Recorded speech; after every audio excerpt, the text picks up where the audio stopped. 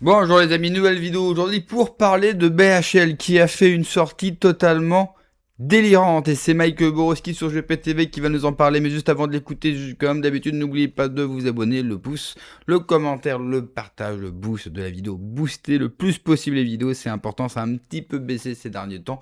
Je compte sur vous pour votre soutien, sinon vous avez Tipeee et Patreon. Bref, vous connaissez les musiques, on écoute Mike et on en parle juste après. BHL, il vient avec une nouvelle type de kippa. Voilà, je crois qu'il est dans une synagogue, je crois, hein, je vais vous montrer la vidéo. Il a un nouveau type de kippa, c'est la kippa franc-mac, c'est-à-dire la kippa qui fait de vous un homme des étoiles en forme de triangle. Je vais vous montrer ça. Regardez, écoutez bien ce qu'il dit. Il y a la traduction, vous allez voir, c'est des dingueries.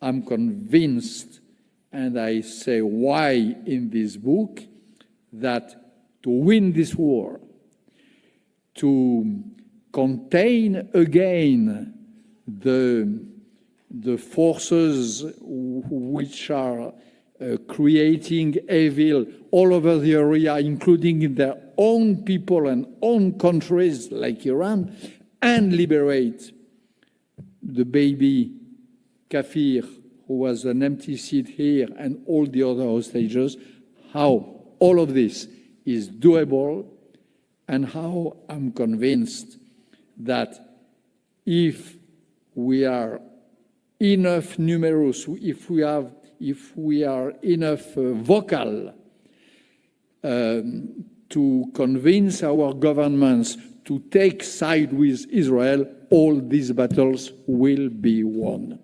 I have some experience. I saw a lot of wars in Israel and outside elsewhere.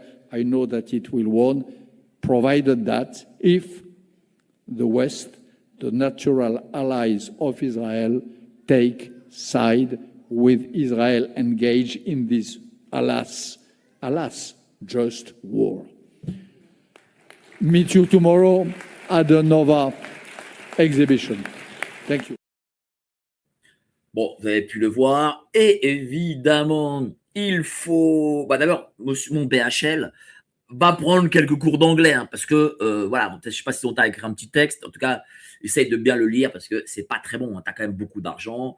Tu prends du fric d'Arte, donc un autre fric.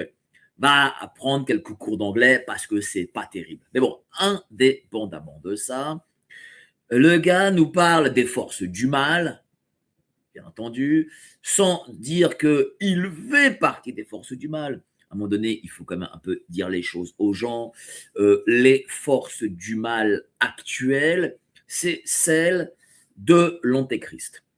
Et l'Antéchrist, on sait, visiblement, en tout cas, il y a beaucoup de concordances qui nous l'expliquent dans les évangiles, eh bien, que l'Antéchrist serait le fameux Machia qui viendrait du côté de Jérusalem.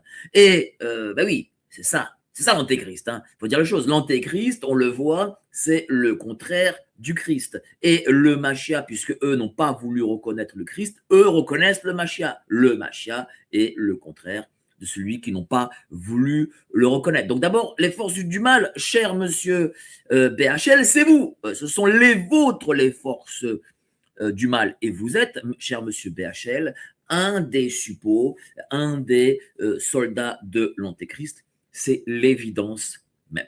Première des choses. Deuxième des choses, il nous dit voilà, il faut que les gouvernements occidentaux, dont la France bien entendu, parce que c'est l'Occident, eh ben, viennent à soutenir Israël dans ses guerres contre ces fameuses forces du mal. Voilà. Donc, qu'est-ce qu'il nous demande? Il nous demande en gros de prendre part, d'aller faire les fous en Iran, d'aller bombarder le Liban, d'aller bombarder tous les pays voisins autour. Mais cher monsieur Bernard-Henri Lévy, cela ne nous concerne pas. Voilà, ça c'est votre problème. Si vos forces à vous, vous voulez les envoyer je ne sais où, c'est votre problème. Sauf en Liban. Le Liban est une création française. Donc, normalement, la France a son mot aussi à dire sur le Liban. Le Liban est un allié naturel de la France depuis toujours. Et donc, la France, en tout cas la République actuellement, celle qui prend part celle qui colonise la France, eh bien, doit soutenir le Liban contre Israël. Donc déjà, nous n'avons pas les mêmes intérêts communs, cher monsieur Bernard-Henri Lévy. La France n'a aucune accointance avec Israël, elle n'a aucun passé commun avec Israël. La seule idiotie qu'a pu faire la République, la Troisième République, c'est de permettre à Israël d'avoir l'arme nucléaire. Aujourd'hui, ils ont 300 têtes nucléaires, c'est-à-dire plus même que la France, c'est dingue, hein. Ça, c'est une des bêtises qu'ils ont faites.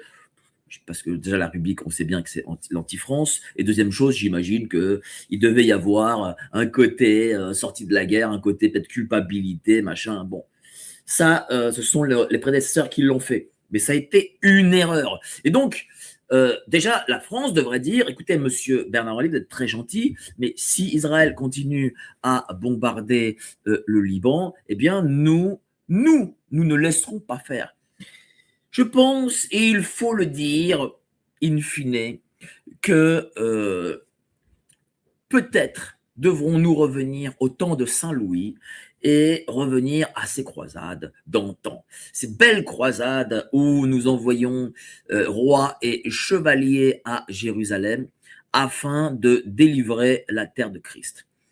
Je pense qu'il faut venir, je pense de plus en plus qu'il faut venir à ce moment-là. Pourquoi je dis ça? La terre du Christ est aujourd'hui colonisée. Alors, c'est plus les Arabes, les musulmans, etc. Malheureusement, c'est un autre type de population qui colonise la terre du Christ. La France est une création de Clovis, le baptême de Clovis par Saint Rémy. Et donc, du coup, nous sommes attachés au catholicisme et à Jésus-Christ, ne serait-ce que par cela.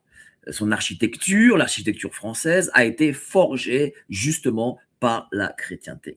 Et nous ne pouvons, moi je le dis très sincèrement, nous ne pouvons laisser un corps étranger qui est amoureux de l'antéchrist s'accaparer comme cela les terres, en tout cas cette ville-là précisément, les autres je m'en fous, en tout cas cette ville-là précisément, qui n'est pas la leur. Cette ville-là n'est pas la leur.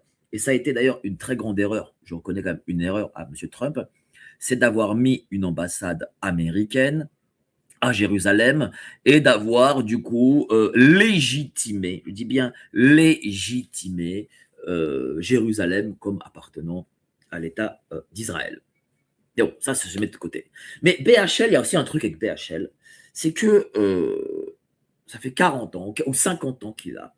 Ça fait 50 ans qu'on sait que c'est un nuisible.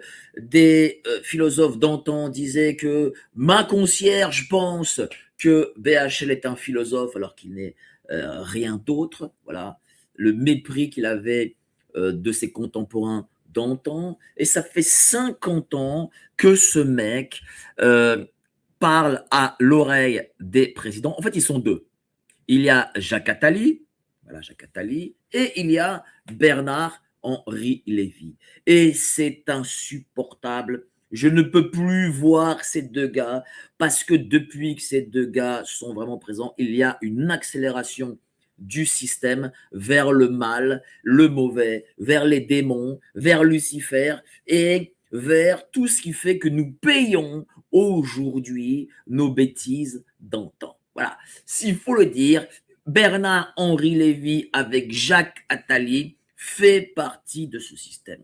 Et je ne comprends pas que ce gars-là soit encore invité sur les plateaux télé. Pourquoi BHL est toujours invité partout? Eh bien, comme dirait Diodo, c'est tout simplement parce qu'il a les clés. Tout simplement parce qu'il appartient à un groupe d'individus extrêmement puissants, pour ne pas dire omnipotent, à la télévision française, dans le show business français. Donc quand vous faites partie de ce groupe-là, même si vous êtes nul, rappelez-vous de sa pièce de théâtre financée avec de l'argent public, elle n'a même pas tenu une semaine. Déprogrammée au bout de 3 jours. Ou de son film, financé encore une fois avec de l'argent public, qui a dû faire 300 entrées, je crois. Voilà. Voilà ce que c'est. Vous pouvez être nul, parce qu'il est philosophe comme moi, je suis curé. Vous pouvez être mauvais. Personne n'écoute BHL. Personne n'écoute BHL. Je pense que le grand public s'en fout de lui. Mais ce mec-là a un pouvoir. Alors, attention, il a un pouvoir aussi qu'on lui donne. Moi, je crois pas que c'est lui qui déclenche la guerre.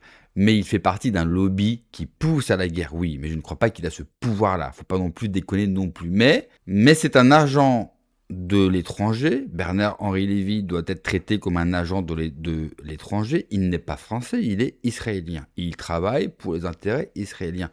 Et vous savez quoi? Moi, je lui en veux pas. Je ne lui en veux pas. De toute façon, en France, on n'a que ça. Nous avons une grande partie d'agents de l'étranger qui travaillent pour l'Algérie, qui travaillent pour le Maroc, pour le Qatar, pour la Russie. On n'a que ça en France. On n'a que ça. Le problème, ce n'est pas d'avoir des agents de l'étranger qui travaillent pour une puissance étrangère. Le problème, c'est qu'on ne les arrête pas et qu'on ne les traite pas. Et quand j'entends traiter, j'entends neutraliser en termes militaires. Oui, je sais, ça peut vous paraître extrêmement choquant. Sauf que c'est exactement ce que font les autres pays dans le monde. Vous croyez que les États-Unis, s'ils font face à ce type de problème, ils règlent ça comment? La Russie, ils règlent ce problème-là comment? La Chine, Japon, Corée du Sud. Vous croyez que les autres pays dans le monde règlent comment ce problème-là? Ils les neutralisent. Pire, mieux. Un Bernard-Henri Lévy ou les autres d'ailleurs agents de l'étranger que nous avons sur notre sol ne devraient même pas avoir la parole. Regardez ce qui s'est passé récemment avec un chroniqueur sur CNews issu de l'immigration. Il a porté plainte auprès de l'Arcom contre sa propre chaîne. Lui qui était l'égérie de la droite française, parce que la droite française, dès qu'elle trouve un arabe ou un noir qui dit les mêmes choses qu'eux, ils lui sautent dessus. Eh bien, ils finissent par être trahis et par être cocus, parce que celui-ci, comme les autres, ne sont pas des Français comme vous et moi, n'ont pas l'intérêt de la France, n'ont pas l'amour de la France, et ils travaillent pour des pays étrangers. Et je me répète, c'est pas grave.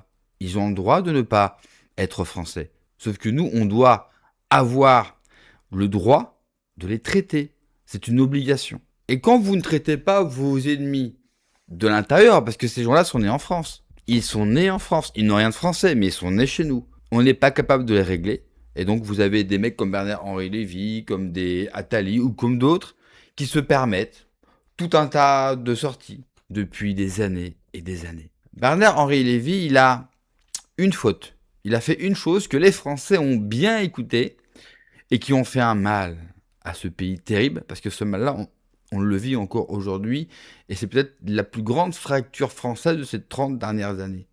C'est le premier, en tout cas, oui, un des tout premiers, à avoir attaqué l'identité française. À avoir, vous savez, commencé le jeu de se haïr soi-même. Eh bien, c'est Bernard-Henri Lévy à une époque où, oui, c'est vrai, il faut être honnête, il était lu et il était écouté. Malheureusement, la France, depuis, ne s'en est jamais remis. Merci d'avoir regardé la vidéo, les amis. N'oubliez pas, comme d'habitude, de vous abonner, le pouce, le commentaire, le partage, le boost de la vidéo. Prenez soin de vous, que Dieu vous protège. Allez, ciao.